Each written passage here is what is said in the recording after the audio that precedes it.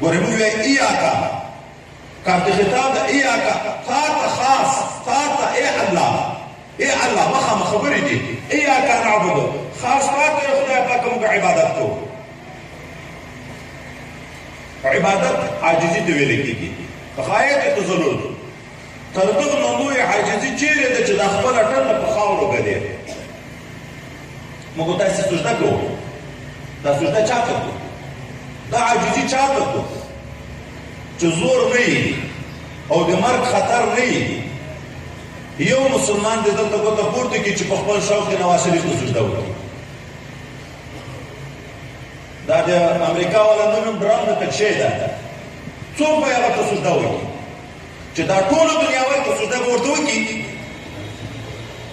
دا نهایت عاجزي موږ خپل رب ته کړو چې چا پیدا وي هغه ته یې کړو که هغه رب ته غږېږي او ورته ویایم دا چې ای خدای پاکه زه دا خاص عاجزي تا ته کوم بل چا دی نه کوم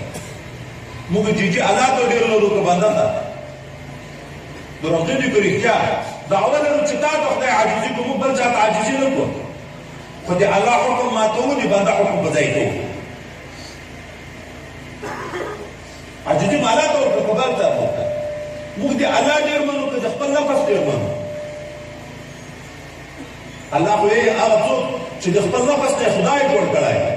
په چې چا مني هغه د معبود هغه د خدای ده موږ د الله تعالی ډېر منو په شواروز کې که د خپل نفس ډېر منو او دعوه دا کړو چې ایاکا نعبدو خدای خاص تا ته عاجزي کوو موږ بل چا ته عاجزي نه کوو خو په معنا یې نه پوهېږو د عاجزي باندې نفس ته غلامان د خپل نفس یو چې نفس راته وایي دروغ وایي دروغ وایي چې نفس راته وایي چې د مسلمان غیبت وکړه غیبت یې کوو چې نفس راته وایي د مسلمان مال غلا کړه مال غلا کوو چې نفس راته وایي مسلمان مړ کړه مسلمان وژنو چې نفس راته وایي سود وخوره سود وکړه سود کوو چې راته وایي شراب وڅښه شراب څښو خو چې کومه ګناه ده د نفس خواهش ده د شیطان خواهش ده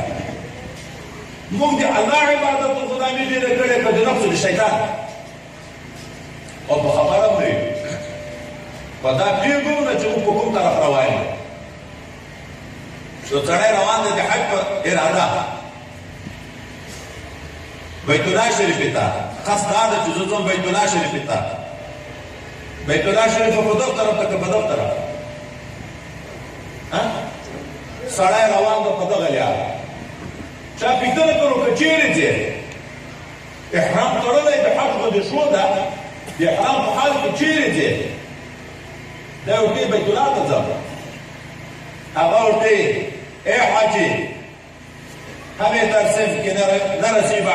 عربستان به همین راه که تو میروی به ترکستان است ای حاجی زه ډایرکټ ورته عربستان ته ونه رسېږې تو خو ترکستان ته روان یې احرام دې د بیت الله تړلی روان یې په دغه طرف باندې چې زر کاله مزل دغه طرف ته وکړي بیت الله ته رسېدی شي موږ دعوه لرو د الله د بندګي غواړو جنت غواړو طلبګار یو د جنت خو په ډېرو دعوو کې موږ دروغجن یو وایي جنت په خوله غواړو خو عمل یې نه کوو جنت خدای صرف په خوله درکوي که لمونځ به کوې عمل به کوې بیا الله جنت درکوي روژه به نیسې زکات به ورکوې چې څومره احکام دي دا به په ځای کوې غواړو جنت خو قیمت یې نه ادا کوو خواري نه ورته کوو